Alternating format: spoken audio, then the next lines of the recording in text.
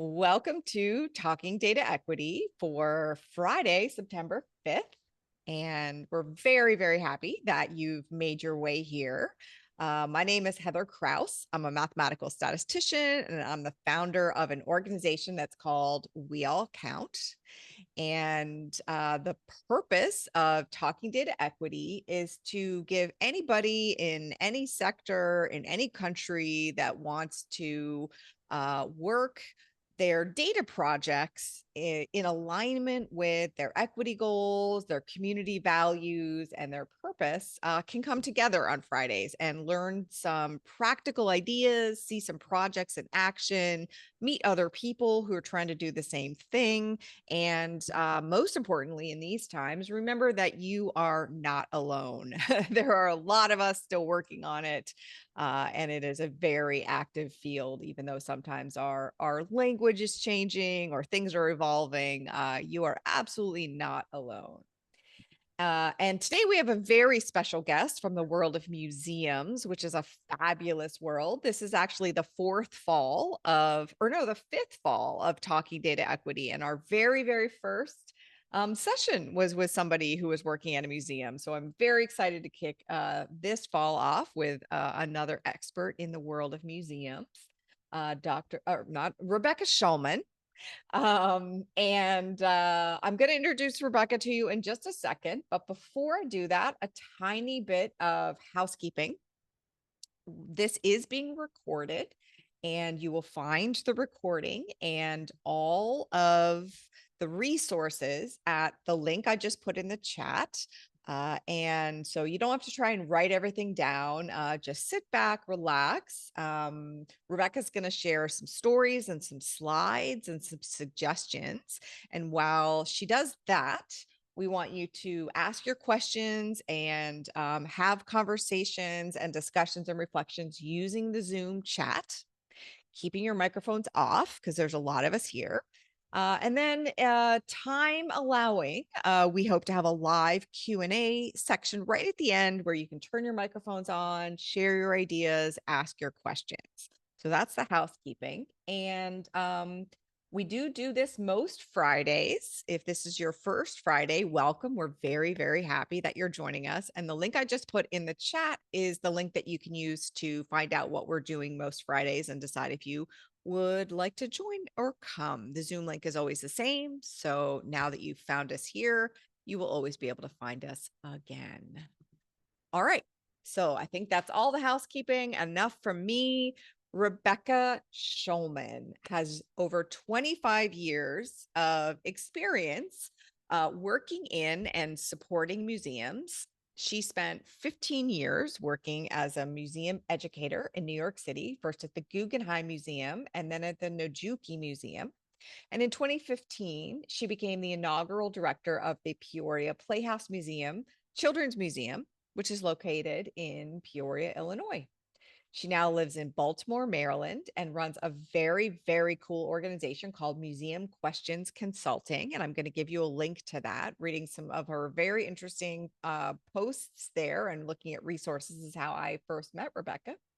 She is particularly interested in helping clients develop collaborative, shared team vision, and then identify and implement concrete ways to support and build on actualize that vision.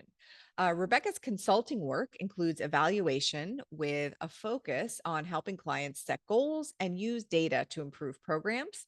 She approaches evaluation from the perspective of a programmer rather than a researcher, always asking, how can we use what we learned to get better at this? So I know there's a lot going on in your life, Rebecca, and I really, really appreciate you making the time to join us today. And I'm going to turn it over to you. Thank you. I'm really excited to be here and talking to everybody today. And I did want to sort of emphasize that I have heard a number of the presentations here, and I've been so wowed by them. And there are people with, many decades of research experience. And so I really just wanted to emphasize that I'm coming from a different perspective, primarily a programming perspective, and really interested in how museums use research and evaluation data. And before I get started, I just wanted to do a quick shout out to Johanna Jones of the Oakland Museum of California and Stephanie Downey from Cure Collective, who talked through a lot of these ideas with me. So they are both amazing evaluators. So the question that I'm thinking about today is, what are the ethics of unused research, and specifically in museums, because that's what I am familiar with. But I think some of this may be transferable. And I just wanted to start by noting that I think that in the museum field, the sort of emphasis on or understanding that evaluation and research needed to be a part of what we really do kicked off in 1992 with a really important seminal publication called Excellence and Equity, which not only called for museums to demonstrate excellence and to be places modeling and providing equity, but also for the ongoing assessment of the effectiveness of exhibits and programs, because the assessment process stimulates the capacity for change. And I think I was looking at informalscience.org to see whether museums are conducting evaluations and research. And one of the issues in our field is that there's not really a single gathering place. And I'm sure this is true in many different fields. We do have a couple of journals that people turn to, and they're read unevenly. But informalscience.org is a place where people can upload evaluations and research studies, and so this seemed like a good place to look to see how many are being produced. And so in 1992, if you search their evaluations, there were three and 43 research studies. And again, this is just what people choose to upload to this particular site. In 2000, there were 10 evaluations and 55 research studies. And by 2019, which I chose because it was sort of the last year of normal in our recent experience, there were 54 evaluations and 238 research studies uploaded to informalscience.org. So these are studies that look at primarily science, technology, engineering, and math research, although there are definitely some art studies as well in the informal learning environment. So primarily museums, zoos, aquariums. So you can see there is a lot of research happening. Um, oops, sorry, that went the wrong direction. There we go. So I was thinking about where does the data go, and I wanted to just tell a quick anecdotal story. When I started at the Guggenheim Museum, and I started running a program called Learning Through Art. That's an informal education program that I'll share a little bit about the research that we then went on to do. But they did actually do evaluations of the program. They gave every kid a sheet with a couple of questions, and the kids could rank the smiley faces, right, from frowny face to smiley face. And they collected all of these and they stuck them in a drawer, and no one ever looked at them again. And that I think is quite typical. They knew they were supposed to evaluate. They really wanted to get kids' feedback, but they had no idea what to do with it. And so they did it and put it in a drawer.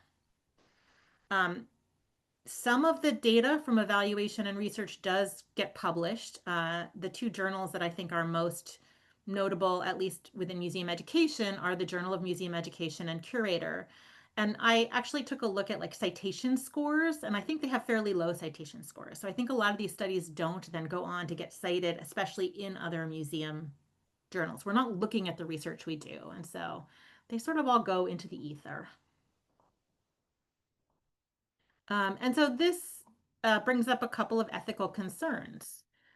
There's certainly a disrespect for participants and for researchers that happens when all of this work just gets stuck in a drawer, or, perhaps it gets looked at or published and then goes by the wayside.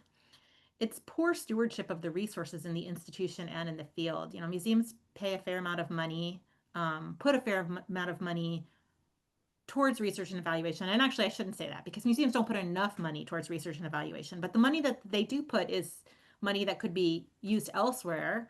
And so if we're going to do research and evaluation, we really need to make sure that we're looking at it and using it. It's a little bit disingenuous. We talk a lot about collecting community participation and community voice. And that doesn't just mean collecting people's ideas, it really needs to mean looking at those ideas and putting them into action. And that also, the final concern is that it results in less than optimal service to visitors and participants. If we know something is not working, we need to change it. So when is research and evaluation useful? There are two ways I think that museum practitioners would think of research and evaluation as useful. One is when it allows us to demonstrate impact for advocacy or fundraising purposes, and one is when it helps us to get better at what we do. And sort of folded into that is sometimes we find out that what we do isn't working, and so we should stop or change. So I wanted to talk really quickly about demonstrating impact for advocacy or fundraising. And I was looking at recent, um, there's a lot of advocacy for museums happening right now because we're having a lot of issues in the United States. And I was looking at the research that they shared. And so the first one is from the American Alliance of Museums, which is the largest advocacy organization that we have. And um, they created this advocacy document for people to share that's on their website. And of all of these bullet points about museums being essential partners in education, there are only these two references to research about impact. One is this idea that facilitated classroom visits to art museums have a measurable impact on key aspects of student learning. Well, that is extremely vague and only probably true in certain situations, but we really haven't looked into that as a field. And the other is a IMLS study on children who visited a museum during kindergarten had higher achievement scores in reading, math, and science in third grade than children who did not. And I think it's really important to note that those visits in kindergarten had to be with a parent, which they don't put here, and that study is very hard to find. I have blogged about it because it is hidden, right? You'll see no links to these studies. And in general, as a field, we're not promoting the research itself so people can look into it and make use of it. And then there's also this very recent Invest in Museums advocacy forum from the Association of Science and Technology Centers and the Association of Children's Museums, which again is arguing that museums are critical to learning and doesn't share any impact studies. It just shares what the public has to say, how the public feels about museums. So the second reason that research and evaluation and the data that we collect should be useful is helping to improve the field. And I spent a lot of time thinking about where have we seen this? Where have we seen studies done that actually have changed what we are doing as a field that we all can say, oh, yes, there was a study done in this year, and that's changed the way we teach.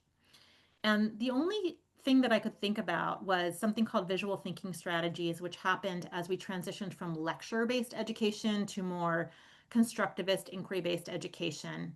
Um, and when you go onto their website, which says rooted in research, they cite a study done by Abigail Housen at the Museum of Modern Art, but that study is nowhere to be found. So you can't actually look what it says. There's zero way to find it. It is not a published study.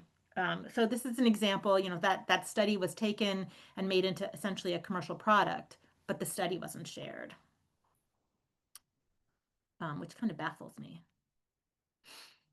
Um, so when we're thinking about how research and evaluation helps us improve, certainly one way is some people used research and evaluation in the visual thinking strategies example to develop and offer new ways of looking at objects and particularly works of art in that context.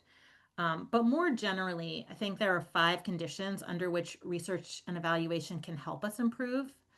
And at the end of this sort of talk, one of the questions that I have for this group is sort of what role can evaluators and researchers play in helping us as a field do this? And I think this is probably not unique to museums.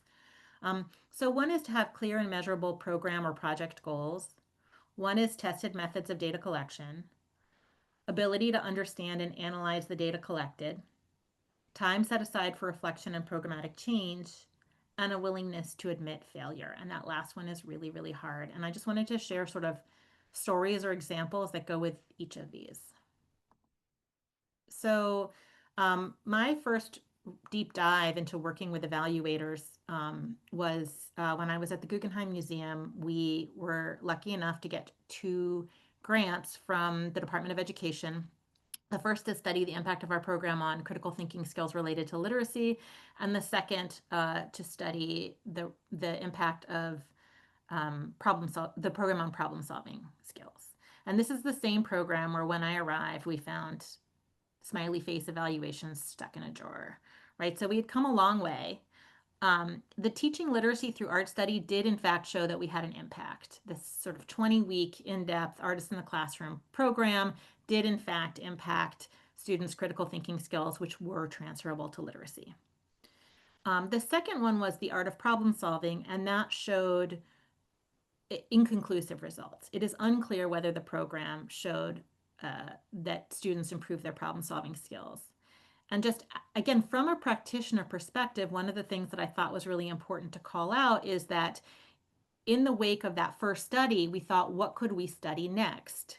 And everybody who works in art education has this sort of idea, oh, we help with problem solving skills. That's why there's been this movement from STEM to STEAM lately, right? The arts help with problem solving skills.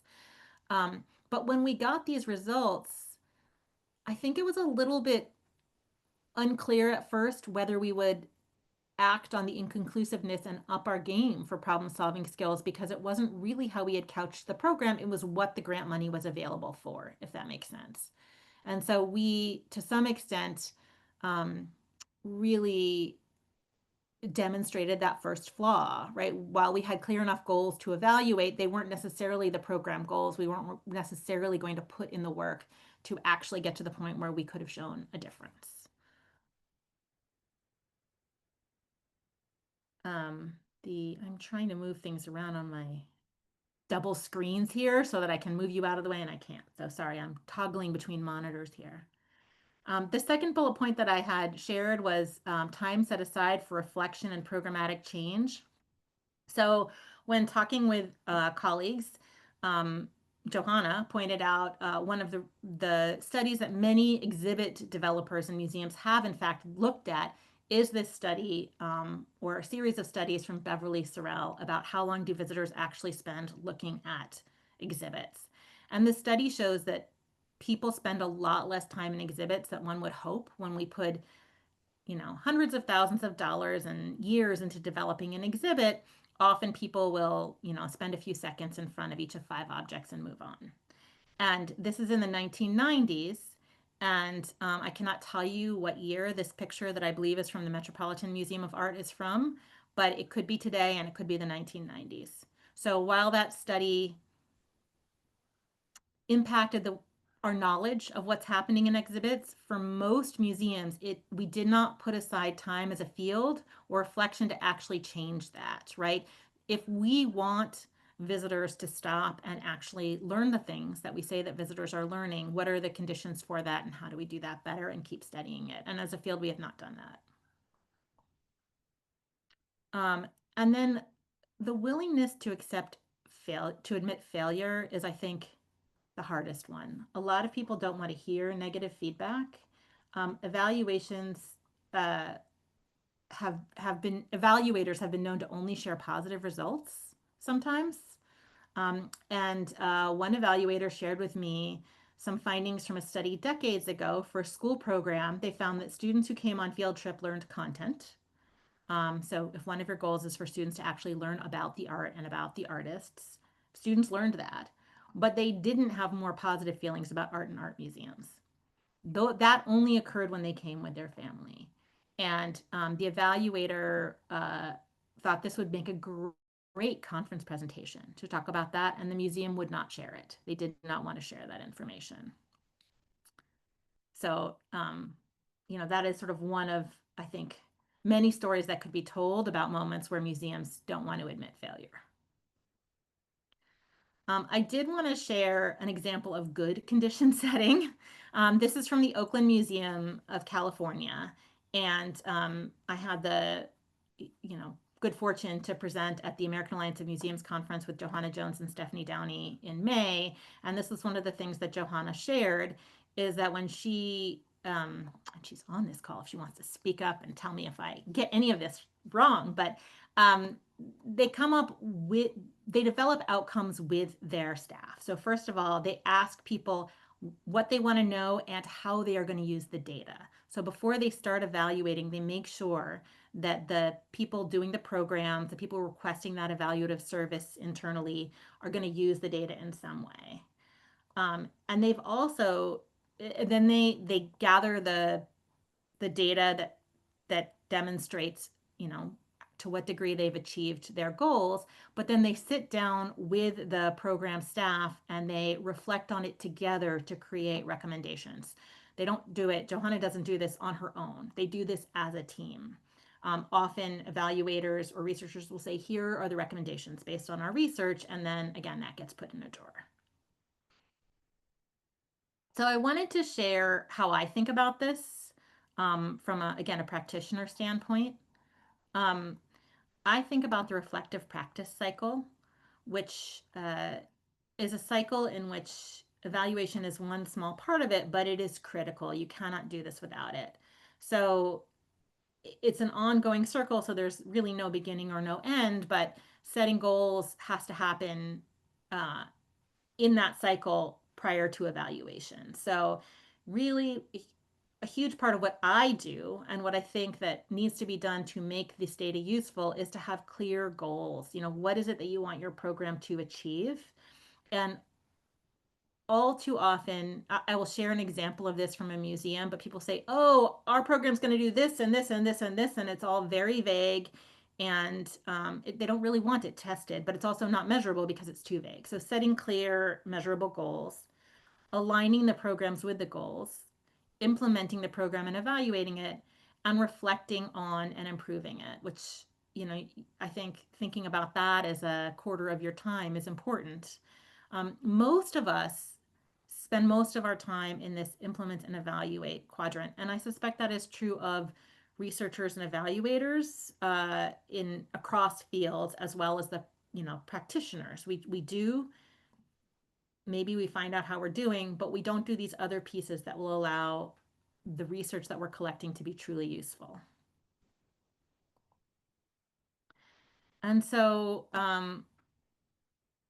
I would love to just think about what if evaluation is actually more useful as a mindset than as a product. And so the many speakers that I've heard here on this platform that Heather has provided have had amazing things to say about the research that they have been conducting. And I'm so curious how it's being used. And I suspect that in many fields, the researchers don't actually know how it's being used, right? And I don't mean to imply that research is ever not, I mean, I'm a curious person, right? I love research. I love seeing what people find. It's always, it's never a bad thing. But in order to make it useful, I think one of the really critical things about evaluation and research and data is that it needs to be a mindset, and it needs to be a mindset across the field. And so people really should be thinking about, what do they want to know? Who needs to be part of this investigation, what data we need to gather, and how can we use what we've learned to make change. And I wanted to just share these two examples of where an evaluative mindset can be transformative. So I looked at so many museum websites. I was looking at history museums and art museums, and it's so often like this. All school tours at our museum include, and I redacted the name of the museum because I don't want to diss specific museums because it's really everybody. Include shared inquiry discussion, experiential learning activities to support core skills of observation, visual literacy, discussion, and critical thinking. It sounds really beautiful. And to some extent, this is marketing language, right? They want the teachers to book a field trip. But it's not actionable, right? It doesn't tell you how to align with goals and how to evaluate those goals and how to get better. And so, an evaluative mindset might be something more along the lines of students will become more careful observers of their environment as a goal. And then You can think about educators will spend time asking students, what do educators need to do to make this happen? What's the implementation plan? Which also we tend to skip in museum evaluation a lot, thinking about, oh, we've learned this across the field, but are our educators actually doing this way, right? Are our exhibits actually implemented this way? So perhaps thinking about educators spending time asking students what they notice, educators asking students to observe and discuss the museum as well as works of art in the museum, because if they're becoming careful observers of their environment, you can begin that transfer during the experience. Um, you then are looking for, as an evaluator, students to notice new elements of the works of art and their surroundings over time, and you can embed an evaluation, such as upon leaving, students are given a blank postcard and asked to draw one thing they saw that interested them and which took them time to notice, and then asked why that observation was of interest to them. That perhaps is a slightly anecdotal thing, but then it allows you to build a more robust evaluation from it. Um, so that's an example of where this evaluative mindset, where you start with careful, clear goals, can then lead to uh, actually building a program that is built to support those goals, an evaluation that looks at what's being achieved so that you can get better and better at reaching those goals, or realize you are not reaching those goals and either that program is not working or the goals need to change. It's not reasonable to say students will become more careful observers, but look, they really do seem to be thinking critically, for example. The place that I am spending a lot of time lately is thinking about internal culture. Museums are hard places to work, and museums are not alone in that. A lot of us in the workplace are suffering from organizational culture challenges. And on the left here are some questions from a HR website of suggestions for what an organization should ask its employees. So they say things like, do you enjoy our company's culture? Are you satisfied working for the company? I feel like satisfaction should be a word we get rid of. How happy are you at work? And this tends to be the kind of internal evaluation, if any, that people do as well. And so a lot of the work that I personally am doing right now and the research that I'm doing is around how do we help cultural nonprofit leaders create the same sorts of actionable goals. So, for example, one example might be staff know when to and are enabled to make decisions in key areas and know when to turn to a supervisor. Job descriptions and training, therefore, can clarify decision. How do you build up to that? What do you need in place? So that allows you to then think, oh, in order for staff to know that, the job descriptions need to say that. And supervisors need to support when employees make a decision about X that's in their job description to make a decision about, even if the supervisor disagrees, right? The supervisor needs to say, thank you for making that decision. How do you feel about it? And let's talk about it. Um, then you need to ask questions like, what decisions did you make in your role in the past 6 months? And did you feel supported by your supervisor in this work to see if what you're doing is working so that you can get better at it? So that's sort of the evaluative mindset in action internally. And so the question that I really sort of wanted to ask the assembled group, if people are willing to play along, is what might the role of research and evaluators be in changing the way that we use data, either thinking within the museum field or more broadly? I'd be curious how much of this is an issue, how much, if people can see that this is an issue in other fields, and how do we go about um, tackling this ethical dilemma of huge amounts of money and time and resources spent on collecting data and doing research and evaluation that then gets stuck in that filing cabinet drawer and never makes it to the space where it changes what we do. So that is the end of the presentation, but I really, really, really wanted to make sure that we have ample time. I want to hear from you. So I'm going to stop sharing. Awesome. Thank you so much, Rebecca. I really, really appreciate that. And I think there's already some responses in the chat that this is not a museum specific problem at all. Does anybody who's in the room want to turn their microphone on, share some reflections, or ask a question? This is your opportunity. We would love for you to do that. If you want, you can just turn your microphone on. We're a small enough group that that should work.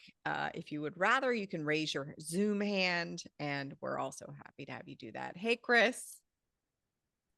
Hey, thank you so much, Rebecca, for your presentation. I think this is something, so I do not work in museums at all. I work in the immigration space. And for us, so we're a relatively new function as internal evaluators of the organization I'm at. And one of the things we really struggle with is we, as in our small evaluation team, wants to promote this learning, like evaluation is learning and evaluation mindset, and to like break the culture of evaluation is auditing or is seeing it. Like a lot of people are afraid that if we find that it failed, which I don't really want to use as like the mindset, but like if we learn from it and we find some things that we could improve on, that doesn't mean that program's going to get cut. You know what I mean? Or something like that. And I don't know if you're getting those reflections or if others in the room have wisdom on no, really trust us. Like we're trying to learn and we're trying to like help. We have one good example. We have one model evaluation where the person in charge of the program was like, the program was it was developmental. They were learning. It didn't go well in certain cases, and he was super excited about it. He was like, "This is great. We can do this better," and like all these things, and like actually did it. So we're trying to use his work as like sort of the model, but it's been a challenge. So that's it. Yeah. It's more a comment than a question, but No, it's an apt comment. I'm glad to, I mean, I guess I'm glad to know it's not just museums, right? Um, and people are really scared of failure. And I think it's interesting to think about that. They're worried that the whole program will be cut, but I mean, this is a research question, I guess. How often does that happen? It seems usually you would put something else in its place. Find that really, really valuable reflection, Chris. And I'm really excited to hear that you have an example of success. And hopefully that gets Yeah. written up. Or if you want to invite that person to come here and share that success, we'd love that. Dennis, you've had your hand raised for a while, and I'm very happy to see you. Likewise, and it's good to see you, Heather. And hello, thank you very much, Rebecca, for presenting for us. This just listening to you made me reflect back. My family and I, we went to the National Museum of African American History and Culture over in DC. And first of all, everyone needs to go. So Yes. wonderfully curated. So we did this a few months back, and one of the many things I really loved about it was that there's this tour guide, and she kind of went beyond just pointing things out about the exhibits. She actively sought out feedback like throughout the entire time. And she was really transparent about where her knowledge limits were, as it really wasn't her lived experience. Like she told everyone that she had past visitors update her knowledge and say, actually, this one's comes from a slightly different region, things like that. And she was able to apply that going forward, small scale. But it was this and some other interactions with her. It gave me the sense that she actually had some eval training at some point, which Mhm. I think she took back to her team. At least I hope so. So my question is more like what do you think about soliciting live feedback like this, and what can be done with the data that are collected during those sessions? That's a great question. Can I ask you a question first? Of course, please. What kind of feedback did she solicit during the tour? And it sounds like she admitted when she didn't know something, and I think humility is something often lacking and critical. But did she also solicit feedback on the tour itself? Well, all of this was during the tour. So Hmm. she says she would point this out, and here's this is what I found. Although I did talk with someone in a previous tour group, and they found that it was this. Has anyone else found anything else similar to that? And she would say, please let me know if this doesn't sound right, if you want me to clarify, or if you have information that I don't, because I want to be able to apply this going forward. And she did that throughout the tour, which is wonderful. Let's see. It's been a few months, so I'm trying to think of what questions she was asking. It wasn't more the do you like what you're seeing. She was just, what can you take away from this? And it was a full age 2 to 200 kind of thing. So, Yeah. but she really did not hold back. And there were some things that were really hard, of course. And as you move up, it becomes easier to talk about for the younger kids. But Yeah. it was great. I think your question, I'm thinking about also, there's probably comparisons to the healthcare industry right now I'm thinking about, because That's what happens. I'm in everybody, healthcare. oh, okay. All right. Public Everybody is health. so different, right? And I'm just thinking about how after Mm. a doctor's visit, I now invariably get a survey that I invariably Ah, fail to fill out. But the doctor never yeah. once asks for feedback during the visit, right? It's like they're Mm. trained not to. And one of Well, yeah. so what that tour guide was doing was helping her learn, right? She was being a co-learner. And that is the Yeah. best, in my opinion, the best way to give a tour is to say, I know that you know all sorts of things I don't know. And I know you're here to learn from me as well. Let's all learn together. And so I'm sure that the things that she learned in that tour helped her on an individual level get better. And that's amazing. As a program manager, I Mm. suspect none of that made it up to the Ah, program level, unless there was something wrong in a label or something that somebody told her about. fair enough. Um, so how do we Yeah, then that makes use sense. that kind of individual success and feedback to help everybody else get better? That's kind of what I was wondering. It's there's the kind of low-hanging fruit of, oh, this is a small piece of information that I can tweak.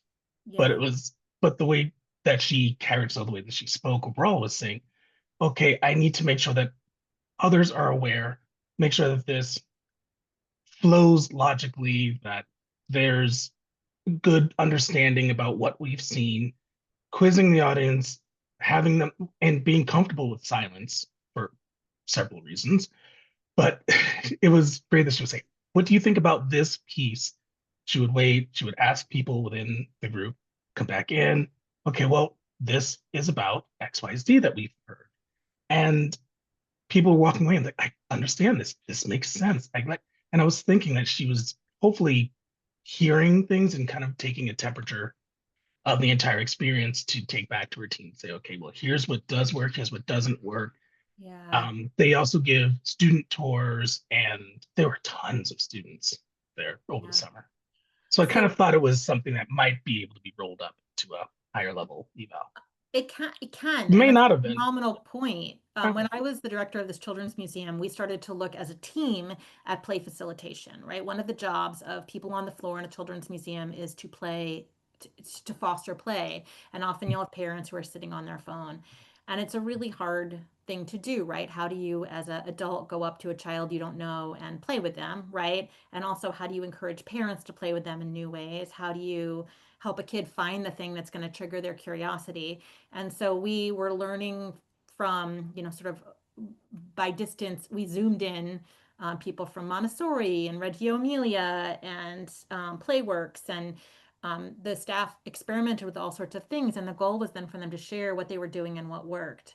But I don't think we provided an explicit enough platform for that sharing. And so Mm. um, I did an evaluation in 2014 for the Tenement Museum in New York City on empathy, and I got to see all Mm. their different educators and how they fostered empathy. And what an outside evaluator can do is say, these are 3 things that I see that are clearly working, right, based on the evaluative data that I'm collecting, and then share it with the group. Um, the question is then, how well does that get implemented? Fair enough. I appreciate your time. Thank you Wait, very I much. just have to say I am Sure. not looking at the chat in general, but I did just get distracted by somebody writing in the chat that her kids love the Peoria Playhouse, and I'm sort of curious to meet that person later. It's Thanks. a very small city, Peoria. And I'm going thank to you, follow Dennis. up with something that is in the chat because I had the same question. I think it's pronounced Johanna. Is that right? Who's been called out a few times at OMCA. I think that's a museum in California, but I used to know, but I cannot remember what the OM is for. So please tell us. My staff do a daily end of day reflection about what went well, what didn't, visitor interactions and conversations. And then somebody asked exactly what I was thinking, which is, are these captured in any way? Not with an idea that they should be, but with a curiosity of, are they? Yeah. So I'm at the Oakland Museum of California. We call it OMCA. And we are big fans of the data equity framework. So my team, they're really unique in the museum field. They both are data collectors and evaluators, but then they also staff the galleries. So they're, tidying up the interactive exhibits, putting more pencils out, putting Post-its out, cleaning up talkback exhibits. It's a dual role of being in the gallery to be supported for the visitor experience, but then also collecting data. And so it's really low tech. They use a Google Sheet, a shared doc that everyone in the institution can view. And they put, their name, the date, and then just a reflection on what happened that day. And it's super useful for me because I'm not here on the weekends, and it's a way for me to get a sense of like, how did the day go? And if we're collecting data, how did that go? But then also it's a place for them to put kind of more informal feedback from visitors that don't rise to a comment card or doing a survey, just interactions that they have. And so it's been a really useful tool for their own learning, but also for institutional learning about what's going on in the galleries. I'm trying to get all frontline staff to use it, and that's been a challenge because it seems like, oh, one more thing I've got to do at the end of the day to check out. But I would say my staff find it very useful because it's, if something goes wrong in the day, it's a way for them to vent rather than having to send, text me or send me an email, which they do also. But it's a way to capture it for all folks to see. Go I ahead, think it's Rebecca. a really good example of sort of how some staff have that evaluative mindset and some don't. So Johanna has staff that are trained to think that way, and it's super useful. And then there's other floor staff who probably don't. And I think it's really interesting to think about how in fields, how do we train everybody to value data, right? To value that evaluative data. And then OMCA is really lucky that it has Johanna and her team to then look at that data, make sense of that data, present that data, and help them make changes, which not that many museums do.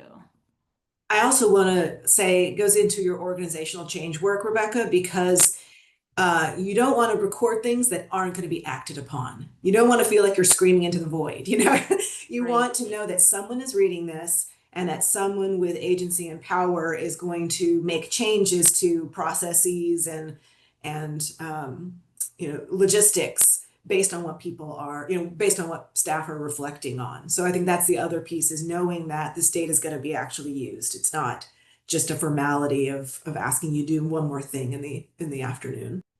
Yeah.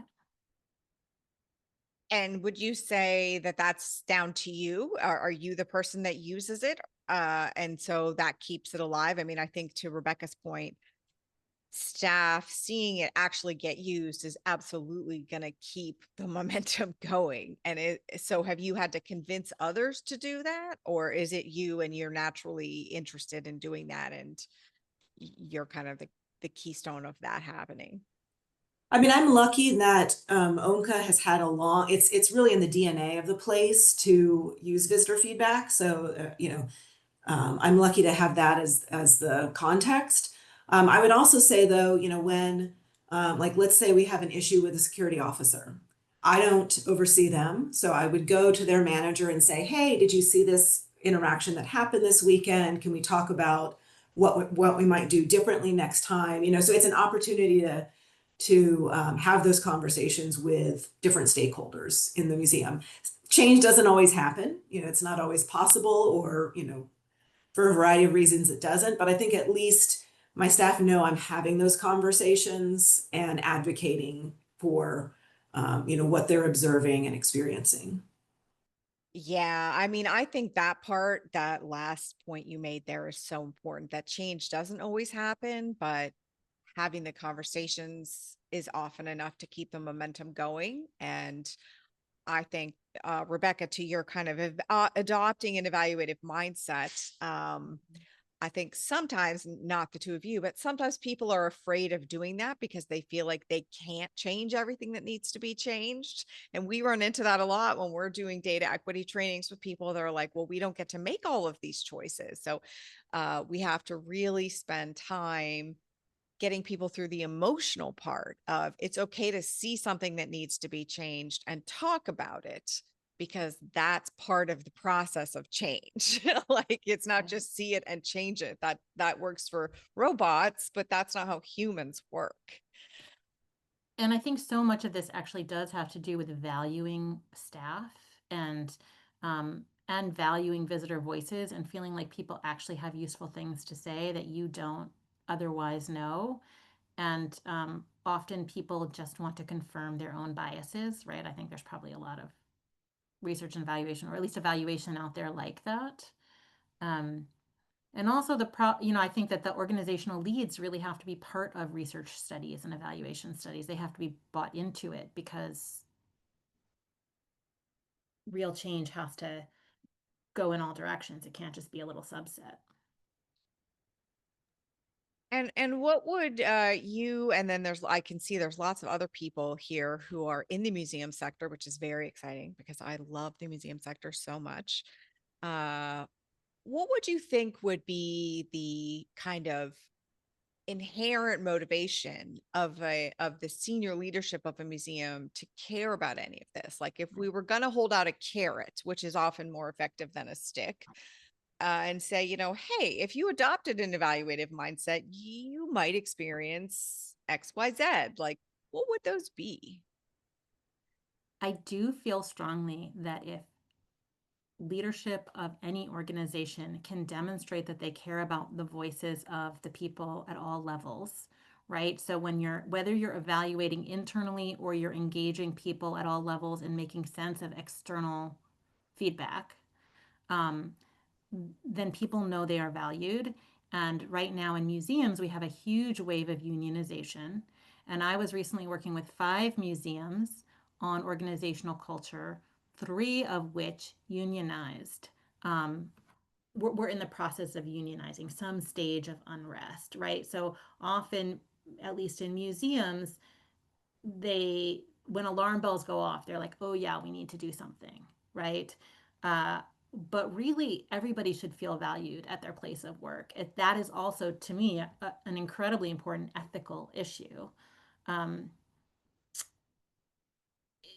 so, but I mean, the question is, does leadership of any organization care about that, right? Because their feet are being held to the fire around money. Although unionization is a very expensive prospect for a museum Hmm. on lots of levels. Mm-hmm. Thank you for that. A follow-up question for that is in the chat, which is, I'm just gonna do a very bad job of summarizing it. But essentially, does kind of paying attention to the community needs and the external evaluation, as well as kind of responding to those needs, I think is the example being given in the chat. Does that increase museum membership? And is that a metric that matters? It's a good question. To the best of my knowledge, I'm not sure that anybody has studied the relationship between museum membership numbers and responsiveness to visitor feedback. Johanna, do you know otherwise? We haven't studied it specifically, but we know that we have very high response rates by our members for our evaluation, be it surveys or interviews. So much so that I have to weight our data because our members really love to give us feedback. I think I think it is a way that you demonstrate that you are a visitor-centered place. And so, I don't know if that adds to people's propensity for getting a membership, but it's an interesting question. And part of it is, what industrial psychologists talk about as link and label, right? Often visitors will suggest things and you might make changes, but they might not realize that their suggestions impacted that. And so part of what museums and everybody needs to do is say, we heard this from X percentage of respondents, and so we're making this change. But I think that membership question would need to be done across the field, right? That to rate museums on their visitor feedback. But one of the problems with museums, and I think this is a problem with educational settings in general, is there are so many variables, and I'm sure this is true in other areas too, but it's very hard to compare one museum to another. Or so Heather, I think the answer is we don't know. Yeah, that makes sense. And one of the things I was thinking about when I was listening to you talk, to both of you talk, and then the questions coming in about how often the loop gets closed, right? Like how often does somebody who gives a piece of evaluative feedback to a museum, and again, this is not unique to museums, but since we're talking about museums, actually find out that their feedback did matter and did make a change. Can I link that to something I'm seeing in the comments right Yeah, now? This absolutely. question of the perception that museums are elitist, and sort of uncomfortable if you don't feel like you're from that milieu. Museums are trying really hard to fight that theoretically. They are not all doing a very good job, but the way to do that better would be to work, to do constant surveys and changes, right? Constant evaluations that really made the people who feel uncomfortable in the museum the owners of, how do you give feedback and make it change? And that's exactly the kind of thing that I think often does not happen, where you might collect that feedback, but you never circle back to that group to say, okay, did this improve the experience? And now give us more feedback. On the other hand, as you do that, you also change the conditions so that those people giving that feedback become insiders, right? Well, exactly. And uh the idea that we use, that we all count, is that of a data relationship. And we actually use this idea of data donors. So what if somebody that gave you valuable feedback was treated the same way that somebody gave you Money. $10,000 for a museum? What if they got the special note? What if they got invited to the luncheon? What if they got the gala access, right? Like, what if you had a gala for people who gave really good evaluative feedback? And that Love would it. include people who, like, the gala, would not be only accessible to people with access to privilege, wealth, ball gowns, all the rest. So that's very, very cool. That we've kind of come full circle from the very start of, like, we collect this data, where does it go, and what are the ethics of unused data, which is such an interesting question, I think, for a museum to be asking, because museums are full of kind of stuff that was left behind. And they're making value and meaning out of things that were left behind. We are going to leave it here because we really try and respect everybody's time. We know it's Friday, and some of you it's late Friday night, some of you it's early Friday morning. And almost all of our topics, we could spend the rest of the day hanging out and chatting. And if you want to do that, the place to do that is over in the forum. In the forum is where we're going to post the recording. We will post links. We will post access to all kinds of stuff that we've talked about today. I'll put that in the chat. So feel free to hop over there, and you can continue to ask questions and have discussion there. We're in there all the time. We will respond. We will point you in the direction of more resources. And also, if you're interested in continuing to hang around and talk with interesting people about the projects that they're working on, we're back next week. Next week, we have Dr. Chris Anderson, who is the Dean of Native Studies at the University of Alberta. And he has some fascinating work and very cool thoughts on Indigenous data sovereignty and what that actually means in the quantitative world, what that means for statistics.